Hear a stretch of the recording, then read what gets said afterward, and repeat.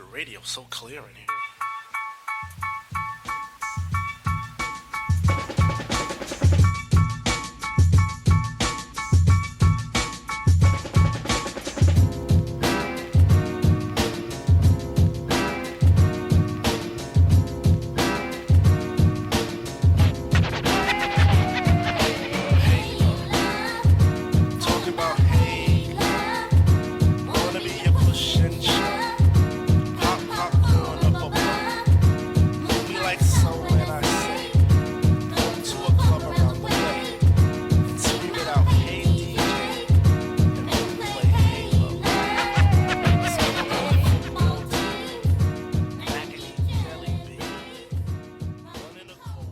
Hi.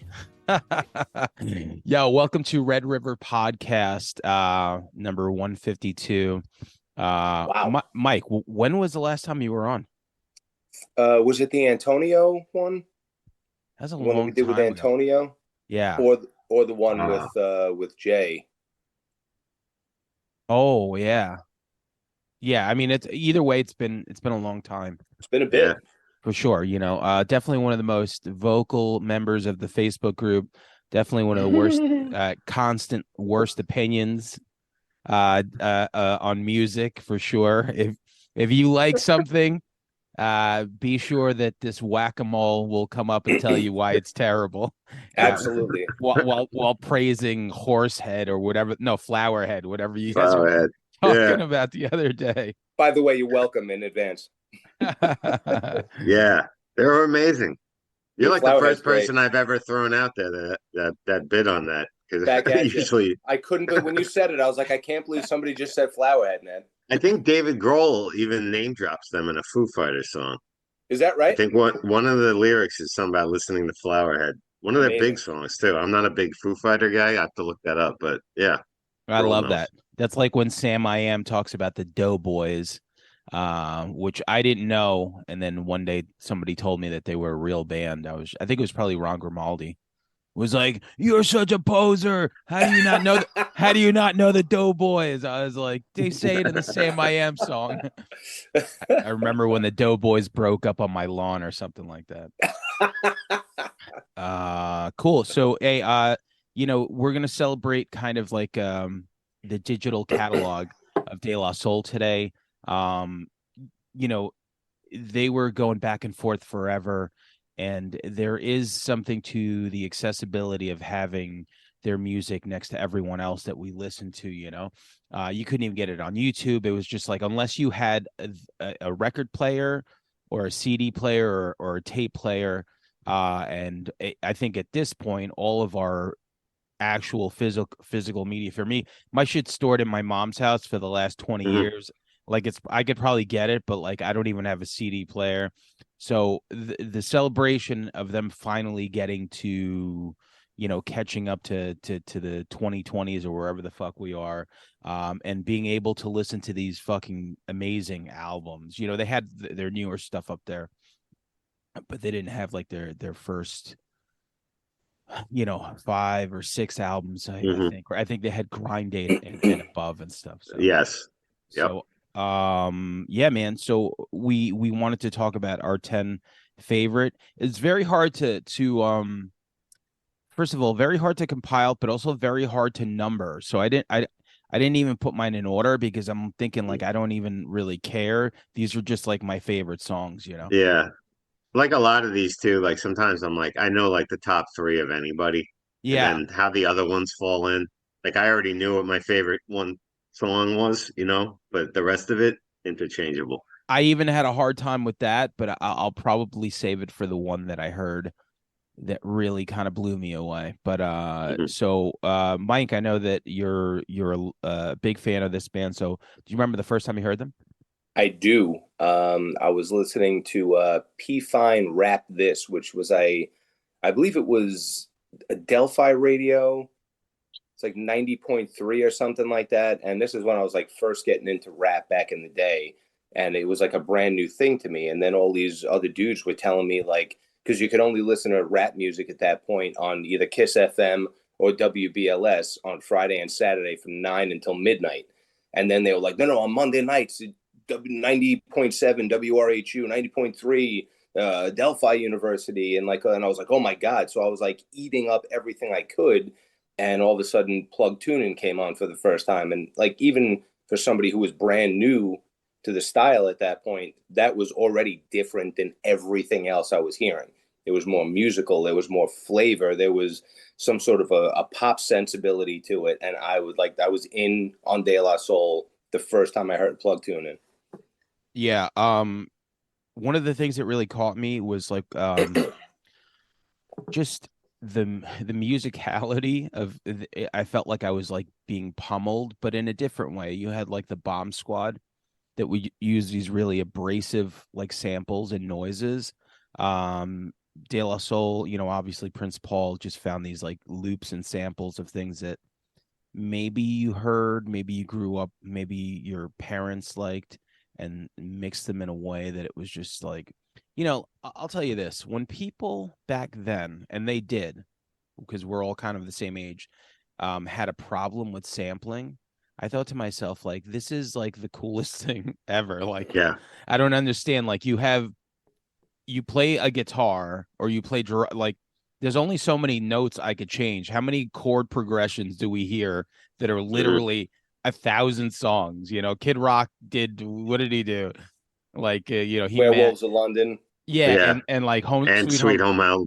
Yeah. Yeah, it's the same thing. You're basically using all you're using are these progressions, but it was just like such an amazing way to like put everything together. And so much so that on 3 Feet High and Rising, I don't think they made any money because they just were kids that were like, hey, we'll just take everything. And Mm. I don't think they cleared anything. So, but It's that's one it. of those albums like that, Paul's Boutique or whatever, that's just Yeah, layered same. in such a way that, you totally couldn't do it Yeah, now. it's Or you it's wouldn't. Correct. no, but like later on, who did a really good job at that? But I don't think you could sell it. I think that's what it is. You could like give Right. it away for free. So, Girl Yeah. Talk around like the 2007, 2008, Hmm. he took it to, an amazing fucking level. Like, my God, do you know Girl Talk? Not really. Okay, Not so familiar. yeah, it's just this dude, and he somehow stitched up like every song in like Everything. everything from like Elton John to Biggie to Yeah. like Weezer to the Pixies to like Gucci Mane, like shit that you would never listen to. Like the hip hop stuff he was like sampling was stuff that I wasn't familiar with. It Right. was a lot of Southern stuff.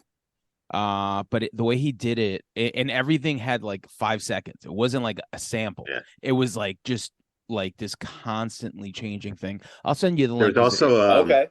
the it's Avalanches from yeah, Australia around yeah. that time. They were doing just, their whole creativity is based upon sampling, period, and stuff. And it's amazing. Like it's completely amazing. But And I think and they only made like one record and for a and long time. and listening to DJ Shadow with Introducing, Sure. Yeah. where that was the first time they're like, oh, he just made this whole album just with samples. There was nothing else Yeah. to it, which is cool. Sure. Of Yep. course. Of course. So okay, listen, let's get into our favorite songs. So I actually had 11 and I just couldn't take one off. So Hmm. I'm glad you said it first okay, yeah, I just because I got 11. oh good, because I looked at the list and I was like, I got to take one out, but I really don't want to at all. Yep. So uh Yep. Mike, just kick us off then at number 11.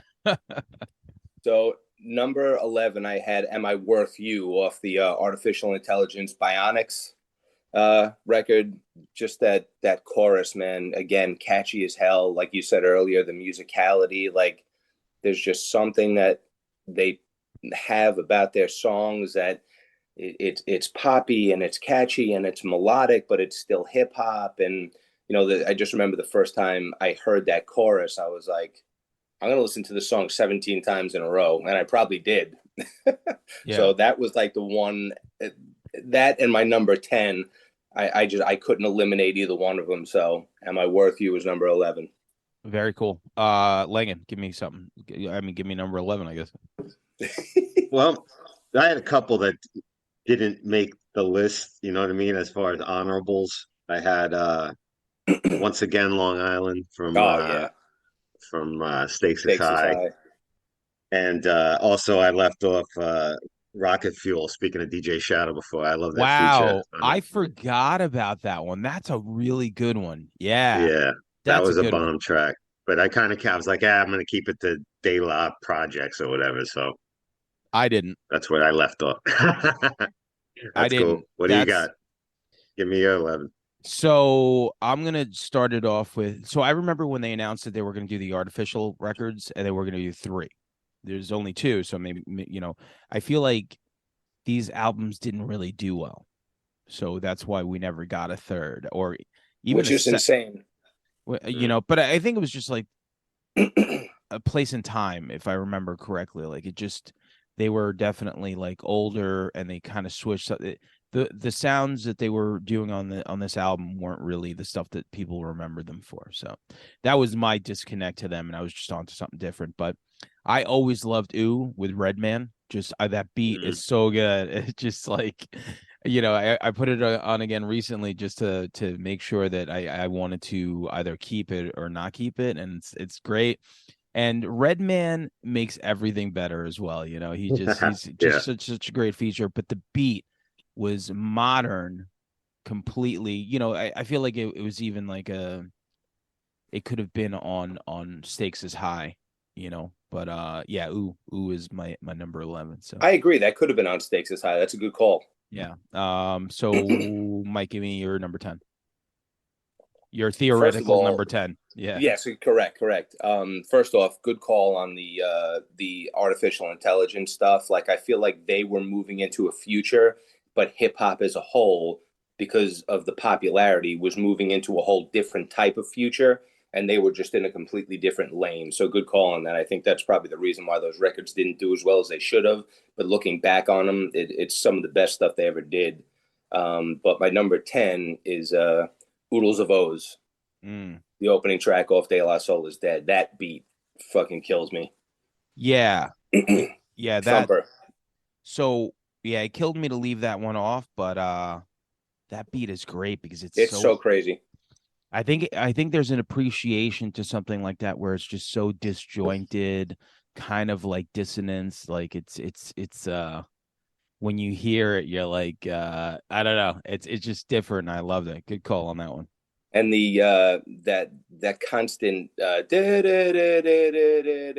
that's what that keeps kind of bringing me Yeah. back. And then one of the guys does it vocally. It's like like he kind of emulates it, and I'm like, they hear what I'm hearing. so exactly because like something like that where it reminds me of like J. Rue's Dirty Rotten Scoundrels, where it's like Great this song. Mm. it's almost like is this a mistake? Was this like a thing that you were trying to like fix because it's so like, you know, like musically, like for a pop formula, it doesn't make sense, but for more like an artistic, it's like, oh, we're gonna do this because it's so fucking weird and like off. Langan. My number 10 is Pain with Snoop from Ooh, the Anonymous Nobody album, the Grammy award winning hell Anonymous yeah. Nobody. It was produced by Super Dave West. It's just I don't know, it's like it puts me in a fucking good mood, man. It's like windows rolled down, driving, nice Absolutely. weather. Snoop sounds great with them on it. Awesome. And it's a well produced track for him to feature on. Like it has a West Coast like vibe to me. So it's perfectly for him. But yeah, it's my number 10. Wow. Okay, yeah, that's a good one.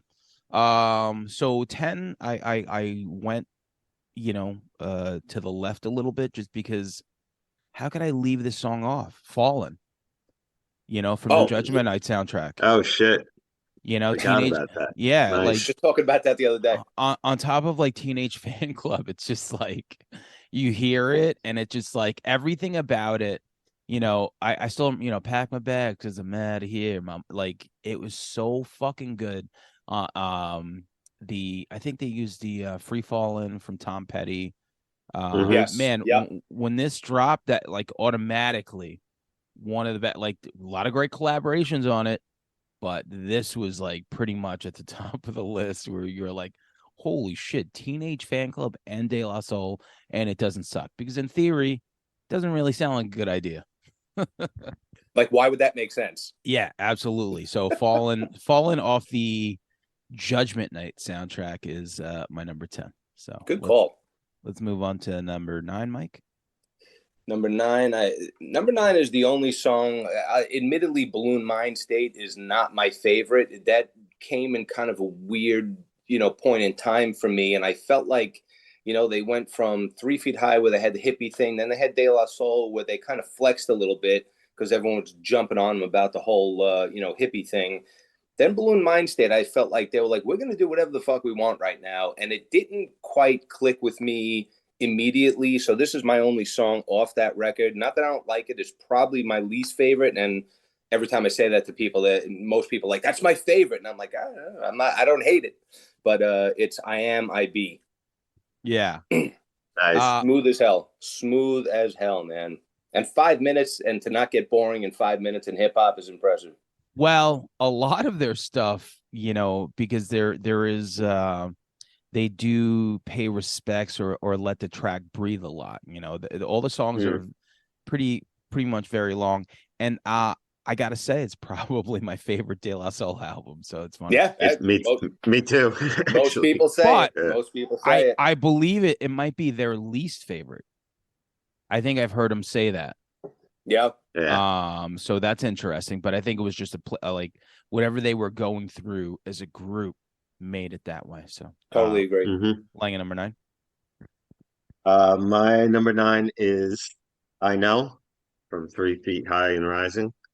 I don't know if you guys might have that on later. Sure, popular, but that's just amazing track produced by Prince Paul, of course. Five Towns College graduate. I got to throw that in there. Brilliant. Co-alumni. Very liberally sampling Steely Dan song Peg, like perfectly. Steely Dan's, a lot of samples have done of Steely Dan. And another track, I like to go into the samples of these tracks and actually go in and listen to the original people. And there's another Lee Dorsey. They take the drum loop from Lee Dorsey, and Mad Lads is the guitar part. And all those artists have like tons of shit. If you listen to their shit, it's like, oh my God, I heard that on something else. But it's just another puts me in a good mood. Got the Otis Redding whistle in it, Yeah, put it absolutely. on and not smile. Yeah, that's for sure. I have it further up. Ditto. So okay. So I went with a song. So all right. When Grind Date came out, it was like 2004. And I remember not liking the Artificial albums. But my brother had them, so I would hear them, just I guess when we were young, and he would play them. Then Grind Day came out, and they had some really cool features. At that point, anything that had a Wu-Tang member, I'm going to pay attention to. So it did. At that point, anything that had Doom. 2004 was like the year of Doom. In 2004, Doom dropped Mad Villain. He dropped MM Food. He dropped, I think he did like 4 projects in 2004, if I remember, and they were all like classic. So once I saw that, I was like, all right, whatever, I'm going to give this album. And I bought the CD and I loved it. Really good stuff. There's a song called He Comes that has such a great fucking sample, which I didn't really figure out what it was. I didn't look it up, but it's the song with them and Ghostface, and it's fucking fantastic. Huge fan of it. For anyone listening that never checked it out, please check it out. I might just make a playlist of these songs after on Spotify and post it. So okay, so that was my number 9. Mike, what's your number 8? Number 8, I have a Declaration from AOI Mosaic Thump, man. That's another beat that just doesn't quit. Not too long of a song, hits hard, straight ahead. And then, it's my favorite thing, just a beat and some dudes rocking a mic, short, simple, to the point. It's funny how that album, my disconnect with it, maybe it didn't feel like it was sample heavy, right? It just didn't feel. It's not super sample heavy. No, it's a lot of beat and rhyme type stuff, but I mean, admittedly, I bought everything they had when it came out just because it was De La Soul. But I'll be honest with Right. you, Mosaic Thump and the Bionics. Bionics, yeah. Dude, it probably was a good 7 or 8 years after I purchased them that I really dug into them. And it was when I got my first iPod. And when I first filled it up with everything I had, I immediately put the whole thing on shuffle just because I was like, I have all my music at my fingertips for the first time ever. I'm putting my whole thing on shuffle. And the second song that came on was that song. Game And I was changer. like, why have I not heard Yeah. it? And it forced me to dig into the whole. Yeah. So first of all, shout out to the iPod, but Yeah. it forced me to dig into their entire catalog, and that's when I rediscovered these two albums. And I'm glad I did, man, because they're fantastic. Just imagine an iPod times a million. That's what Spotify is. Correct. So Correct. you're right. Man, game changer. When you get everything you have at your fingertips, I'm gonna bring it back even further to like I remember buying the Rancid album, Life Won't Wait. And this is the album that they put out after their masterpiece that everyone loved, and Now Come the Wolves. I did not it was like this album that we all loved because it was straightforward, the catchiest 19 songs you could ever hear. Tom Sheehan posted something very funny yesterday. Shout out to Tom from Axe to Grind podcast and Indecision. And he goes, yeah, he posted a Rancid song and he's like, this is the 16th song on the album, and Now Come the Wolves, and it's still better than most of your best songs. Which I agreed. And then Life Won't Wait came out, and I had it, and I just didn't like it. And then one day, this is when we had cassettes, and I had the cassette, and I was forced to listen to nothing but a cassette, and it was the only cassette I had in the car. And I was like, no, maybe it was like the switch over, and I only had a few cassettes. That's what it was. So I was like, all right, maybe my work truck only had a cassette. So I was like, I had to bring a handful of things, and that was one of them. And I was forced to really kind of dive into it, and it became one of my favorite albums. But years later, maybe like 5 or 6 years, where I'm like, oh shit, this was fucking great, because sometimes it just takes a minute, man. And Sure. yeah, for sure. Shout out to the iPod though, for sure, because Yes. way better than having a cassette. Lang in number 8. My number 8 is Let Me In from De La Soul Is Dead. Great track. Great Yeah, I track. can't. The beat is just when you got that. It's that same sound as that. How I Could Just Kill a Man beat, the Cypress Yep. Hill. It's Larry Folsom Tramp is the name of the song, and the original is as badass as these sample versions. Bass line from Instant Funk. I got my mind made up, and it's just a hard funk classic drum break on it. It's badass. It's so good. Yeah. I'm glad you put that on there, man. I didn't really think about that song, but I'm glad you put. That's a great track. Anybody uses that sample, that beat and shit, I'm there for life. Anybody. My number 8. So I went to a Prince Among Thieves, right? So Prince Paul put out a record, and it was like this. It was like a movie. Are you guys familiar with the album or not so much?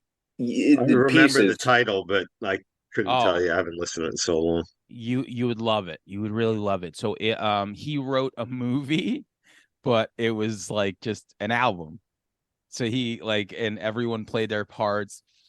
And in this song, I guess when it got to the De La Soul section, it was like Chris Rock did a skit leading into this. I remember. The song is called More Than You Know. I'll send it to you because it's so good. It from that moment on.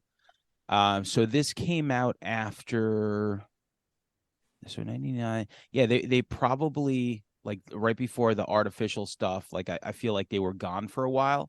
And when I heard that, I was like, oh my God, I'm like, this is good. Like this song could be easily on 3 Feet High and Rising.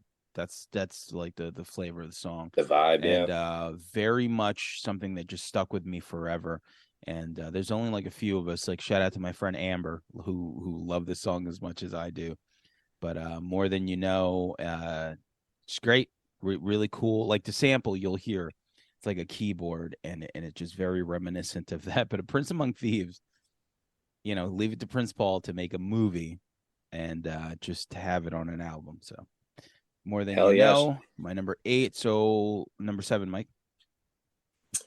Number 7, I talked about this before. The first De La Soul song I ever heard, Plug Tuning, 3 Feet High and Rising. I pretty much said everything I needed to say about the song before. It was just, even for somebody like myself who was brand new to hip hop, it was already different than anything I'd ever heard. And at that point, I was ready to listen. I was ready to eat anything they fed me. So that song always holds a place. Yeah, for sure.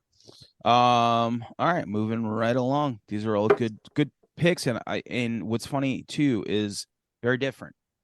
Yeah, for sure. We're not getting, maybe as I move closer on, we'll get more to the top because I feel like there'll be some Crossovers.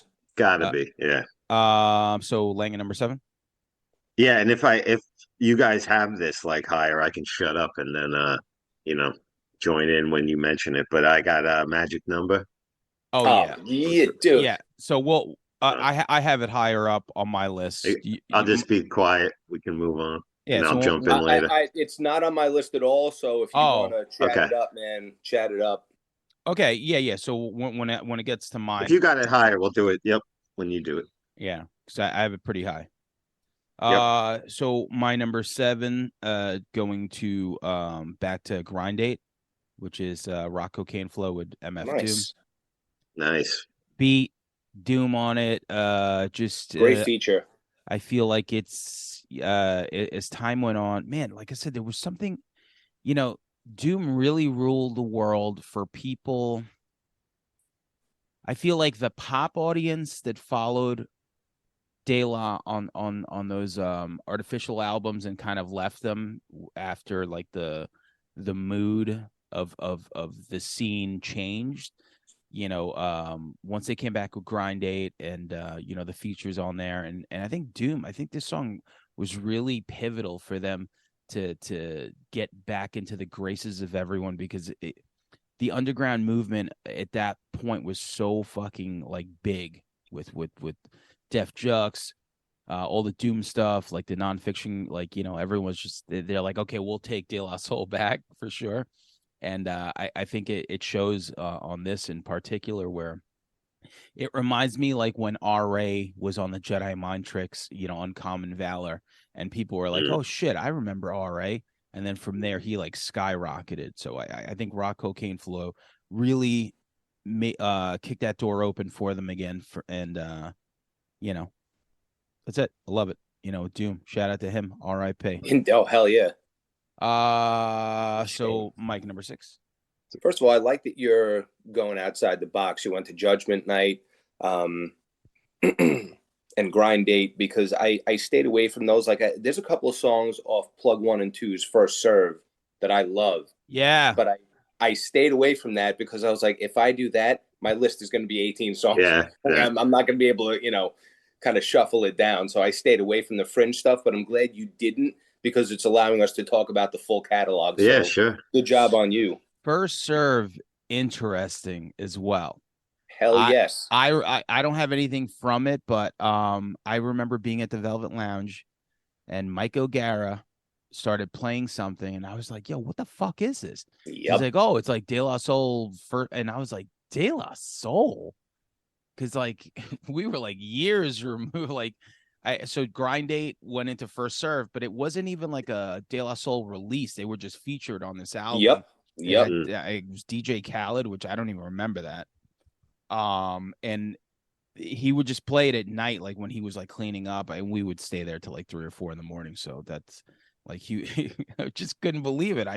I mean, I guess it's a De La Soul release, but it just doesn't really feel like that because it was like First Serve, and they take on alter egos. Yes, that's why they gave themselves different names, and Dean Witter and Pop Life, and I love their creativity. It was like so like I said, it just didn't even feel like a De La Soul record because it was just like Correct. brilliantly done. So, Correct. but all right, cool. So Six. Yeah. I had Foolin' off of Mosaic Thump, the Artificial Intelligence, another just like super dark, simple beat. I mean, I don't know. I'm picturing like some dark house party in the 70s and everyone just kind of moving and smoking. And, it's the song takes me to a whole different place. And it's one of those songs where the first time I heard it, I was waiting for something else to happen and it didn't. And it was just over. And I was like, oh, all right. And I was like, but wait, I want to hear it again. And I kept going back to it. And I was like, the more I listen to it, the more I'm hearing, even though it's so simple and so dark and, kind of again, like to the point, every time I listened to it, I was hearing more and more. And I was like, you know what? This song doesn't need any more. They're always so tasteful about the way they choose to deliver things. Even if they have songs that have, multiple samples in it, it just seems to me that they never add more than is actually needed. And for me, that song is like the epitome of that. Yeah, very cool. Yeah, once again, I feel like Langan and I definitely don't have any artificial stuff, so you're covering that ground. Except the Yeah. ooh. Oh yeah, for sure. Mhm. And I'm glad you brought that up too. All right, Langan. Number 6. My number 6 is Four More on the Stakes is High record. Um, it's the one with Jeanne Jeanne. singing the hook. I've always said I don't like singing on my hip hop hooks, but I like it when there's a feature with a girl who can sing, and especially De La's got some great songs like that. I don't like when the MCs who can't really sing their hooks. That's Totally what I would agree. rather have that replaced with a cuts, scratches, and shit. That's more what my own. Always. But these 100% agree. the songs from this era in the 90s and stuff that would have a good female vocalist on it and shit like that was the right vibe, which De La creates that vibe. And this song especially is just like a fun, playful, basically about kicking game to girls and shit. It's real playful. I got away with women, so I'll get away with yours. Dude, what a Yeah. great line, man. That's such a great line. Yeah. Oh, And that man. just the overall melody of it, which is from a sample from Chico Hamilton, A Rose for Booker, another good one that you can listen to by itself. But I love that you're digging yeah, into the samples, man. I love that you're yeah, digging into the samples. they got good ones, man. They Oh, Yeah, picked some man. good they do. ones. Great Layered. production. Layered. Yep. Well, I mean, just the brilliance of Prince Paul. I'm sure they brought him Yeah. stuff, but I mean, like that guy is Yeah. They I always work with someone good. but Even if it's on Prince Paul, Jay Dilla, whatever, they just I got great loved. shit. So when they did What Had Happened was with Prince Paul, if Mm. no one's familiar with that podcast, I think he was the first season. So this guy Iron Mike Eagle takes a subject and he does a whole 10 episodes of like their career. Like I guess he's done producers so far. So it was who did he do? I guess he did Prince Paul first. Then he did LP from Run the Jewels, and then he did Dante Mike Ross was the likes them. last one. Yeah, my favorite. Well played. Dynamite dropping. So very Big cool. fan. But for the Prince Paul, series, the 10 episodes, they cover the De La Soul stuff, the Gravedigger stuff, like everything that he's had a hand in. They cover Prince Among Thieves. So very cool. So my number 6 was already mentioned. I know. Do you have it higher up, Mike? I do. Okay, so we'll wait, and then all three of us could talk about that. Cool. So that's my number 6. Mike, number 5. Number 5, I had off of Artificial Intelligence Bionics. I had a Trying song, Trying People, it's also called. It's got that quick little sample at the beginning where there's, kind of fringe dude, I guess one of their friends, calls up Mace and he's like, yo, like, somebody told me you guys are in the studio and they said there's a song Trying, and I gotta hear it. And that's how it's like it left on an answering machine. And that's how the song kind of opens. And it's just this beautiful, like uplifting, slow, kind of flowing track. And it's all about how it's not easy to exist in this world. It's not easy, but I'm trying my best. I got kids and I'm an artist and I'm making money, but am I always doing the right thing? No, I'm not always doing the right thing, but I'm trying. And then they got like, kids in the background doing this call and answer thing. I can almost get emotional talking about it, but it's, if anybody has never heard De La Soul, or if somebody fell off De La years ago, that's the one song I think I would recommend to everybody to kind of bring them back into the proper headspace of just what this band is capable of doing. They're more than just like rocking a mic and I'm this and you're that and you're not this and I'm this. They have a more worldly intellectual presence, in my opinion, and nobody has to agree with that. It's my opinion, but I think this song encompasses that. That's all right. Nobody better will. than any other. What's that? I said that's all right. Nobody will. I'm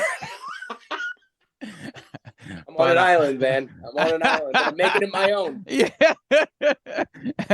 But yeah, so when we drop this episode, I'm just gonna, the clickbait's gonna be Mike from Star Harbor Cries talking about De La Soul.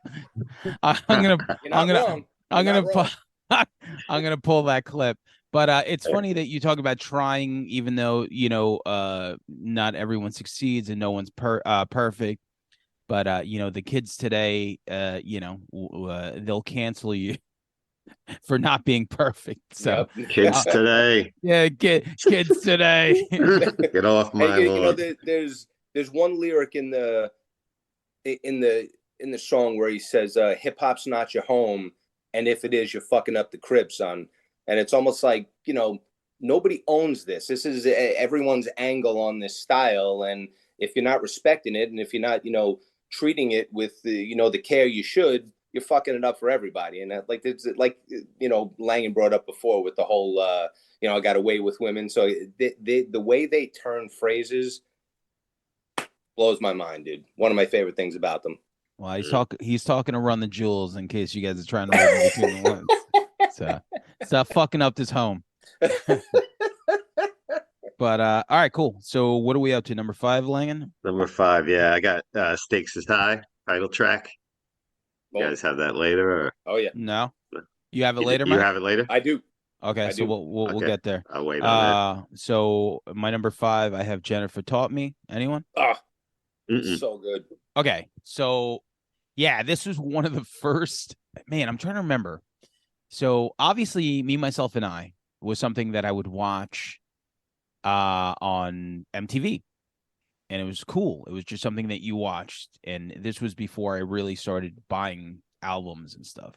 So it was just something I watched. It wasn't something that I could go listen to because I didn't have it. And then time went on, and I remember the first time I heard 3 Feet High and Rising, and this song came on, and I'm like, holy fucking shit. Like, they mix in like the piano and like the the little skit in there in the middle. Yeah, in the middle. Look at him go. Yeah, like yeah. I'm like, yo, this is so fucking awesome. Where yeah, it's a vibe, it's a vibe. Like, you listen to, Slayer, that's a vibe. This was just like, I don't know, like, it just, not to say happy, but like it wasn't like sad music. It was very like very cool music you could just always throw on in the back. And I think that was part of their appeal too. You would hang out and you could put that in the back because there wasn't uplifting. It was just kind of like, it was a hang. It was a hang music, and this was one of those songs that really, really blew me away and made me appreciate the creativity that you could throw in a song that wasn't just like, okay, I have a guitar and I'm gonna sing and this is the chorus. This is like kitchen sink shit where you're like, oh my god, what the fuck is going on? So yeah, number 5, Jennifer Taught Me, off of 3 Feet High. 3 Feet High and Rising. Yeah. So number 4, Mike. So number 4, again, off of Artificial Intelligence Bionics, the song Simply, where they sample Paul McCartney's Simply Having a Wonderful Christmas Time. They use that as the sample, and the way the song opens up is Pastanews does an entire verse in the style of Greg Nice, where they like echo out, like he's kind of out there like pumping his voice, and they echo out the last like syllable of the rhyming word, and then Trugoy comes in, R.I.P. on the next verse, and he does his whole verse like Smooth B.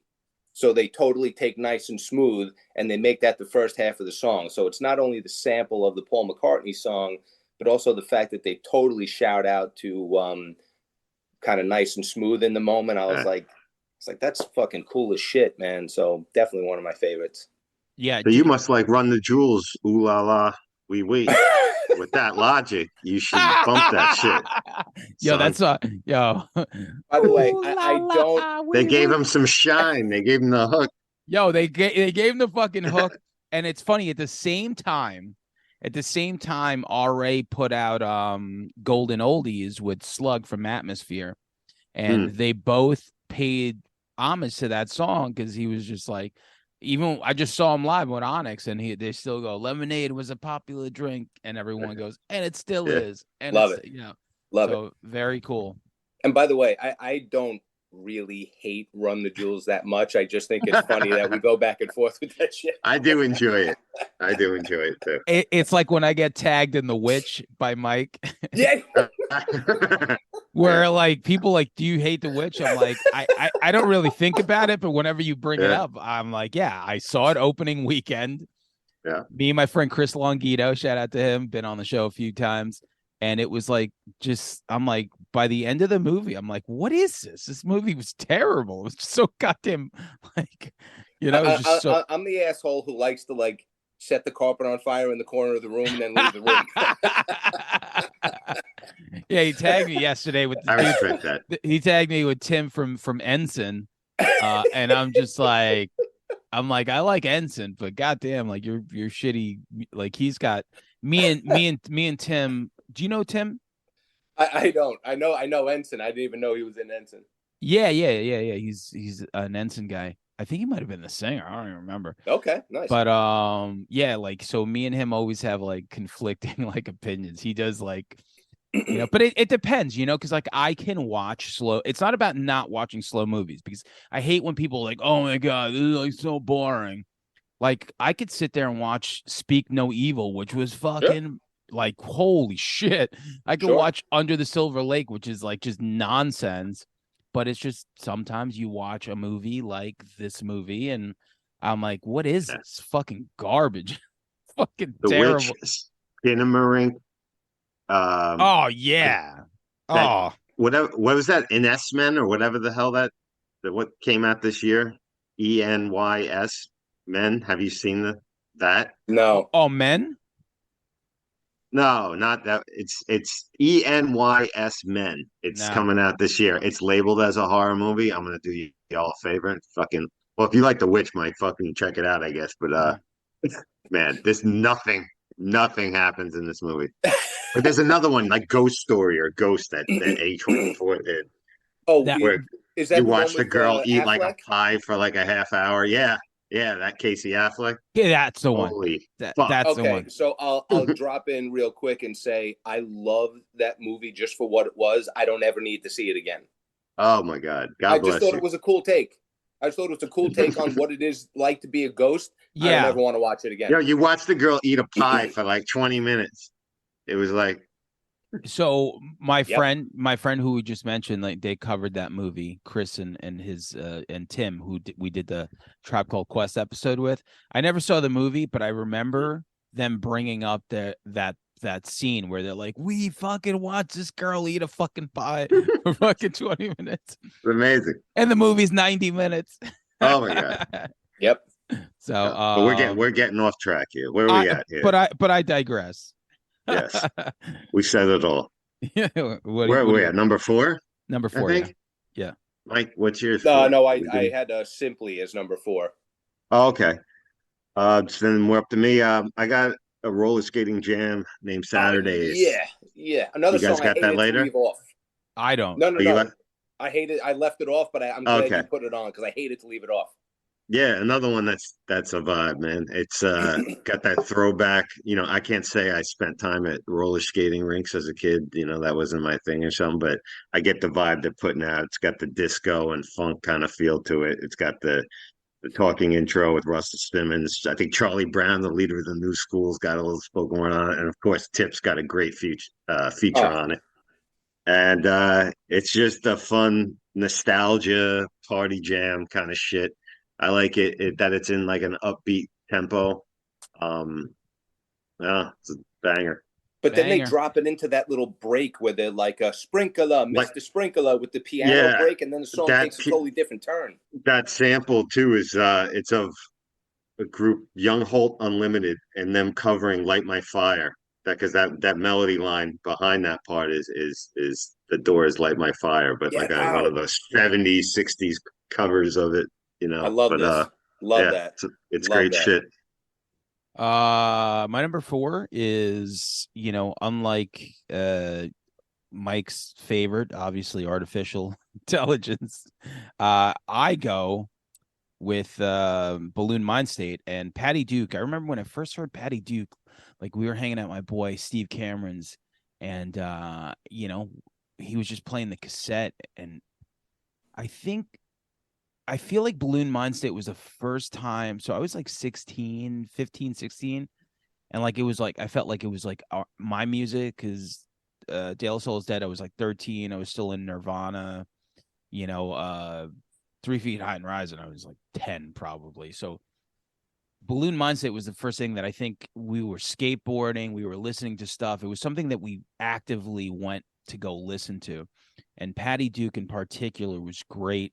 And anything that had Guru from Gangstar as a Oh man. feature, it was just like I'm like this is like the greatest thing ever. So I think that's why I really gravitated towards Balloon Mind State is just a place and time, to be Hmm. 16 and to have this like cassette that everyone played while you skated. It was just you just absorbed it more. So Patty Duke for me. Love that beat, love that song. Number three, Mike.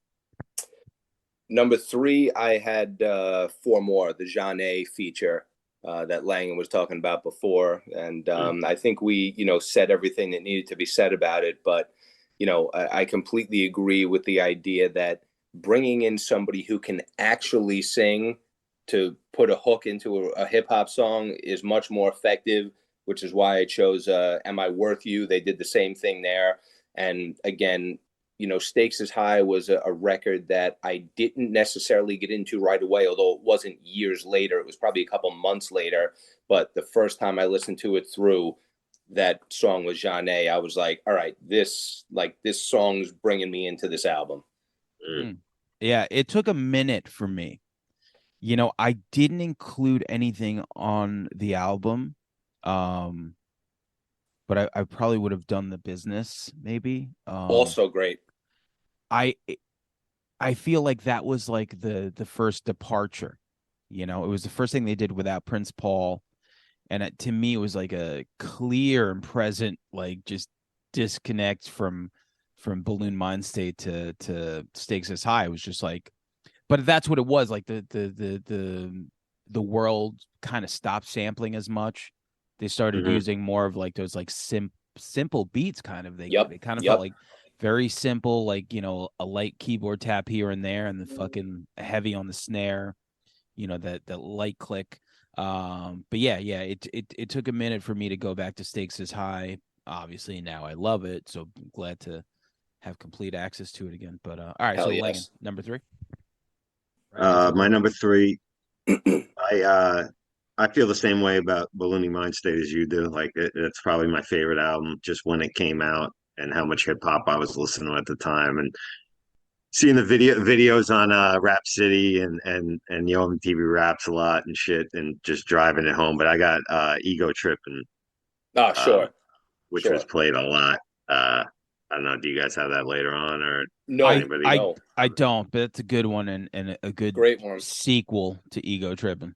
I love it. I love the Prince Paul production, that Middle Eastern sound that it's gonna be hard. I don't even know what instrument.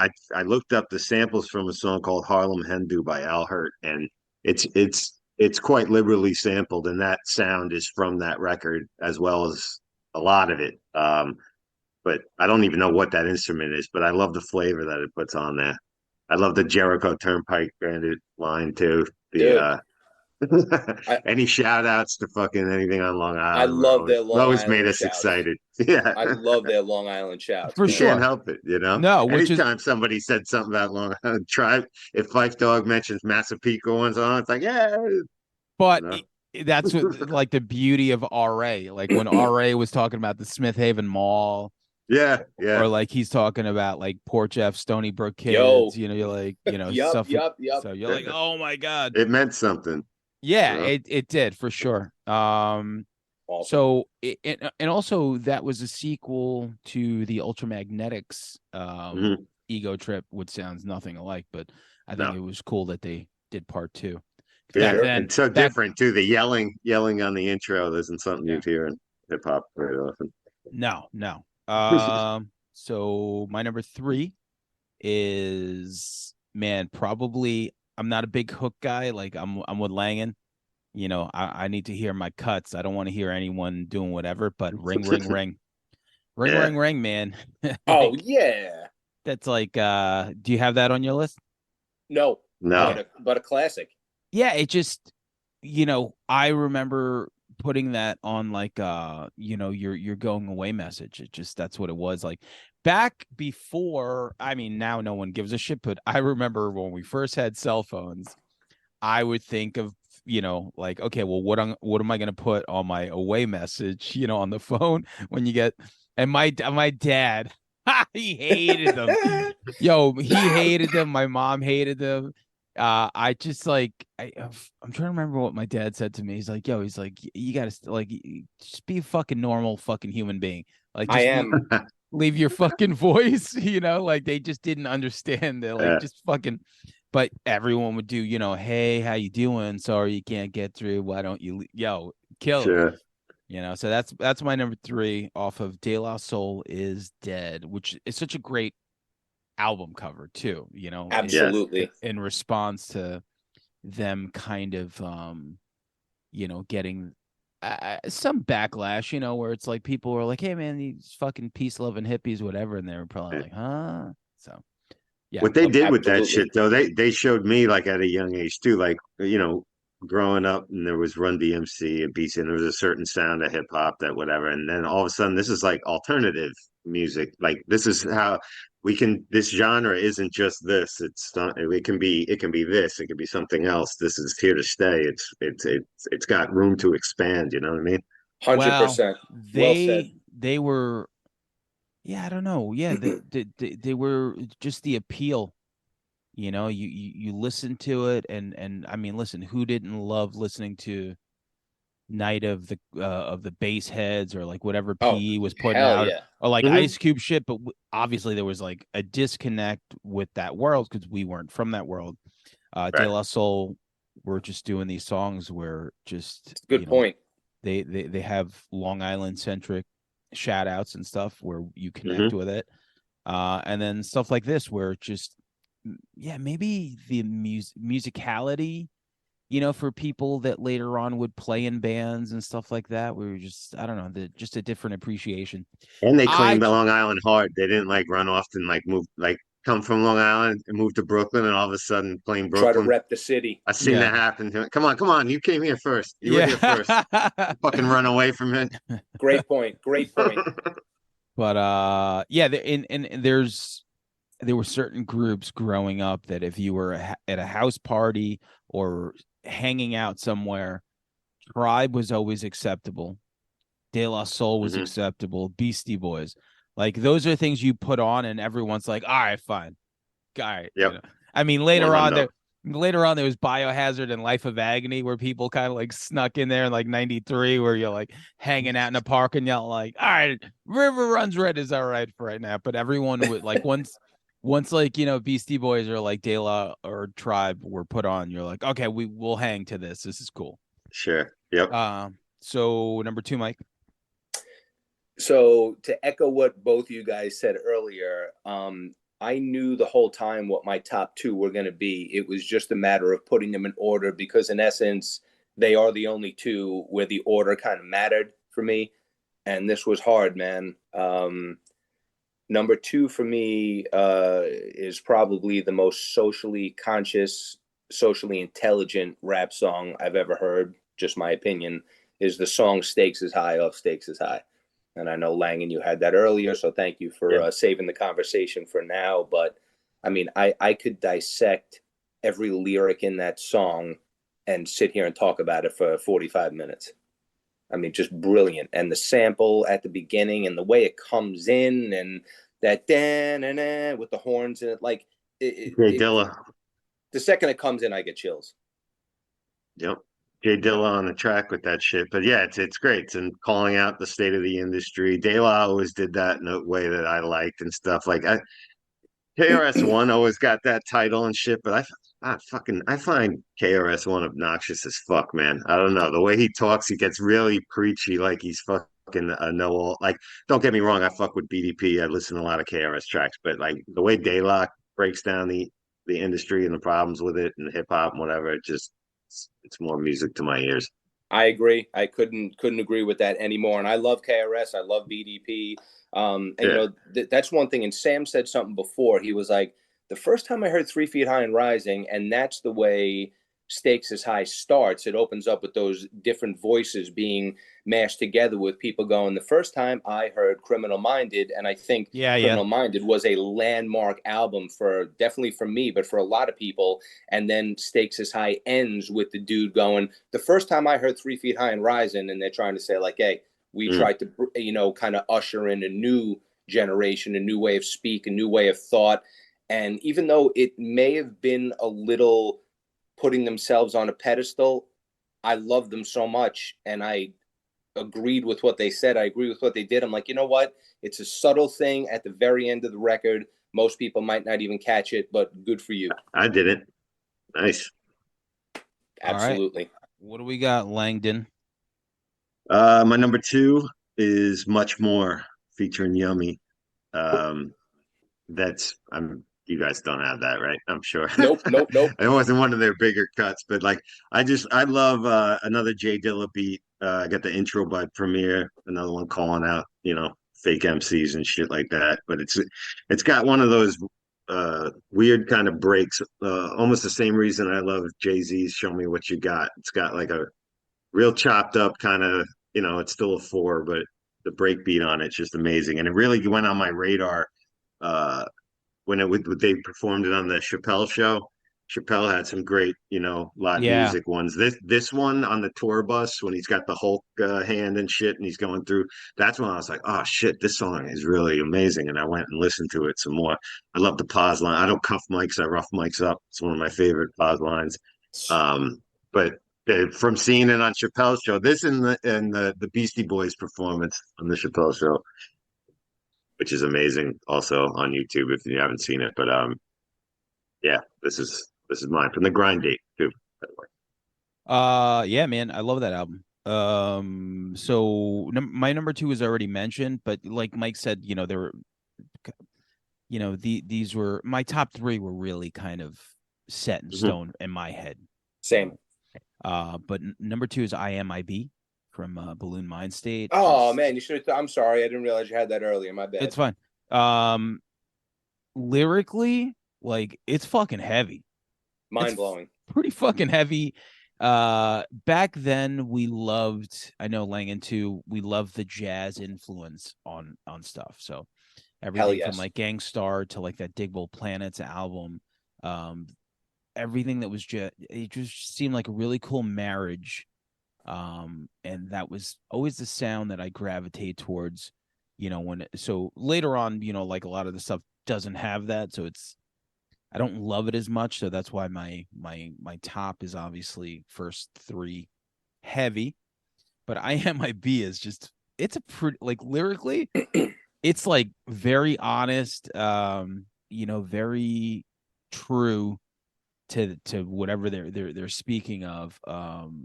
Super raw, like it's such a pleasing track, but what they're saying is very, I don't know, just, you know, uh very very fucking real, you know. It just would I I can't even really quote the lines here, but like read the lyrics one day to this song if you never did, and you're like, wow, you know, I be the new generation of slaves here to make paves, you know, to buy record exec rakes. I mean, every line on here is just like, holy shit, like he's telling this story behind this bed, and it was just immediately like my favorite song off of Balloon Mind State, but it's so mellow. It's like a ballad.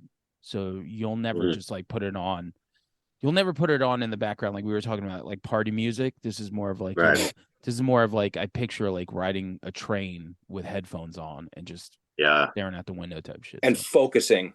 yeah, yeah. On because once you latch on to what they're saying, you're like, wow, this is just to write lyrics like that are pretty heavy. So that's my number two. Which brings us all to number one, which I what magic number, Mike?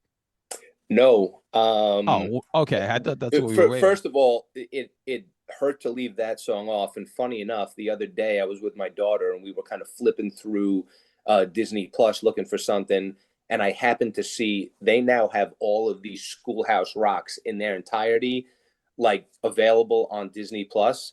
So I was like, I want to show my daughter this. So I put it on from the beginning, and the first one they ever did was Three is the Magic Number. And I'm Mhm. sitting there listening. Why? And my daughter's like, "Oh, this is fun." You know, my daughter's about to be 5. She's like, "Oh, this is kind of fun." But I'm sitting there pulling all of the De La stuff from that track that's on that Schoolhouse Rocks, and I'm like, you know, little tear coming down. I'm like, there it is. There's the guys. But from that same album, my number one, I wanted to put Stakes as High because I think it's probably their best song, given all the lyrical content and stuff. But since this was our favorite De La songs, I went with the first song that ever really grabbed me. And the first time I went through 3 Feet High and Rising, and still to this day, every time I hear it, as Langan said, because he had it earlier, puts me in this headspace is I Know. Okay, yeah, yeah. So that's because I had it at 6, and I guess we were all waiting. That's the one we were waiting Yep. to talk about. Yeah. Yep. Mhm. But that's yeah, man. And you know, Langan mentioned all of these samples, and I actually saw this dude on YouTube a couple weeks ago talking about that. There's like literally 5 or 6 samples that are simultaneously happening in this song. And as Yeah. he broke them down and played them one by one, it's just mind blowing, man. You know, the obviously the Steely Dan, but then just everything going on in that track. It never stops. The little whistling, that album, every track on there puts you. It's just such an uplifting, fun, and like you said earlier, you can put that on in the background at a party, at a barbecue, and it's just a vibe, dude. It never brings you down too much. You know, so every time I hear that song, it's going to put me in the same place I was in 7th grade when I first heard it. Yeah, Nice. it's probably, you know, I guess it's their most fun because they were just Yep. um they weren't jaded like they were in De La Soul's Dead. They weren't trying like different things like Balloon Mind State where they're like, okay, we're just gonna like experiment. Stakes is high. Obviously, the title track is at that point they're in the business for a while where they're just like, okay, well, this is the music business now. That's why they have those songs, like you mentioned, from Stakes is High to the business. So yeah, this was just like kids, like just basically probably hanging out somewhere and making an album that I, you know, not to be cliche, but it's art.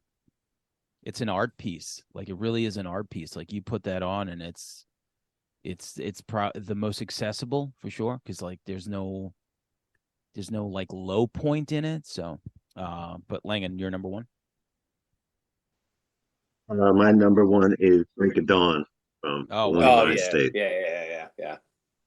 Yeah, I love from working from being a raver and working in the club business for 20 years. I was up at the break of dawn like quite often, and I can't tell you how many times I've listened to the song at some ungodly hour. But man, just the Michael Jackson grab from "I Can't Help It" from Off the Wall that carries us through. That's the melody of the song.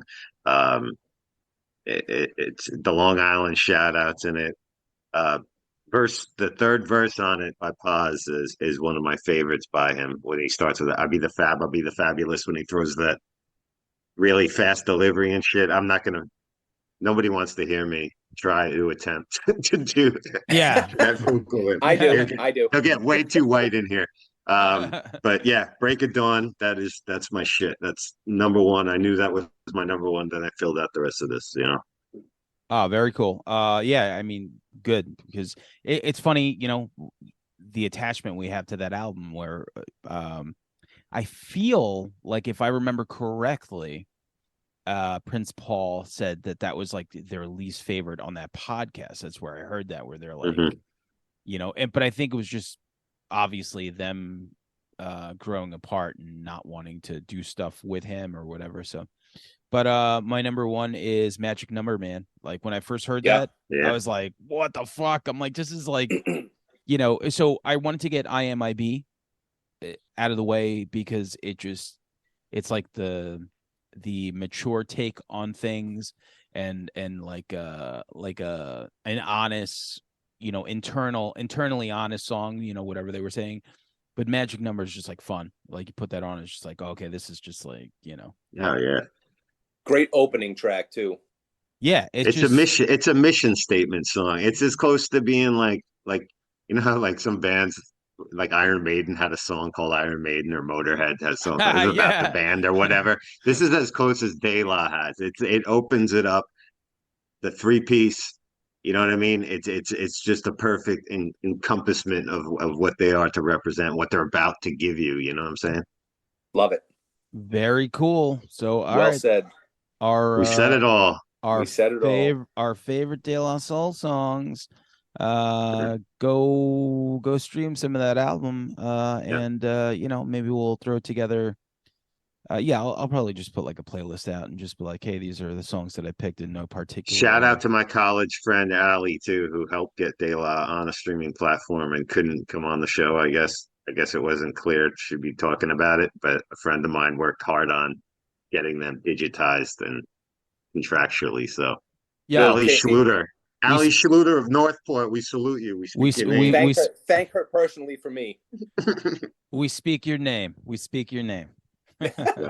And by the way, thank you guys for giving me a platform to gush over my favorite hip hop group. I appreciate it. All right.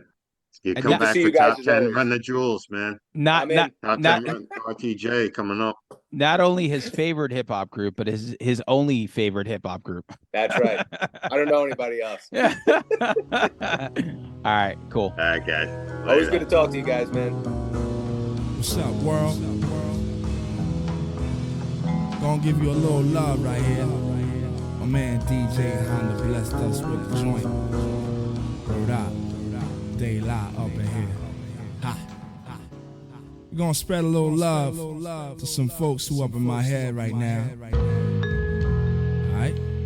Check it out. It was a big deal moving my big wheel to LI. Had a backyard though, shit moved slow. Caught a cat on the humble. What's up, kid? Got me memorizing flicks of the wild things we did. We was brick wall niggas, 6 small niggas, son, they knew it. And wasn't nobody running through it. Stepping the backyard parties was the blast. Fucking up my sneakers on the wet grass. Remember getting stabbed in your ass? Your mom sat us all down, said we was niggas and clowns, but it was just love. And plus love showed me that she was a diamond. Finding out God took a hit me dead in my heart. It made the hour to start, but you was strong, kind. Hear me, Huggy? Keep your mind crystal clear when your thoughts get muggy. We them easy street kids from Mr. Bryant's basement, wishing for the Apollo, trying to get dough. Now my times move slow, ain't it all full circle? A dove cry makes the whole scene turn purple. Remember that night you had to hide in the freezer for real? See, them kids were real, we still slid. But now we grown niggas and we handling kids. We been since day one and the days ain't over. Gotta share a back seat, push with a chauffeur. My pop said he's waiting for your ass in the zone so we can fly to the land and welcome you home. Ride both, see we good to go, you know the rest. Don't stress. Love, baby. Alright? If you got time to give, I got time to think. See, it could all change in one eye blink. While you in the troubled water, I hope they don't sink. Don't sink. Check it out. Some really saw the negative pause.